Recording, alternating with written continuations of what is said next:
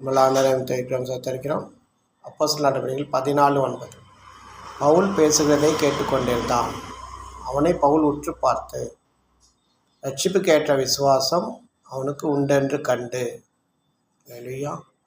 So Pavul பேசுகிற கர்த்தருடைய வார்த்தையை கேட்டுட்டு இருந்த மனுஷன் அவன் எப்படிப்பட்டவனா, தாயின் வயிற்று பிறந்ததுலேருந்தே நடக்காதவன், கால்கள் வழங்காதவன். அவனை பார்த்து அவர் என்ன சொன்னார்னா, நீ எழுந்து நிமிர்ந்து நில் அப்படின்னு சொல்கிறார். அப்போது எழுந்து நிமிர்ந்து நில் சொன்னார். ஆனால் அவன் குதித்தெழுந்து நடந்தான். இல்லையா? அவன் செஞ்சது என்னென்னா, கர்த்தருடைய வார்த்தையை கேட்டுட்டு இருந்தான். ஸோ வார்த்தையை கேட்டது நிமித்தமே அவனுக்கு அப்படிப்பட்ட அதிசயம், அற்புதம் அவன் வாழ்க்கையில் நடந்திருக்கு. இந்த வார்த்தையை கேட்கும்போது விசுவாசத்தினாலே தேவன் அதிசயங்களை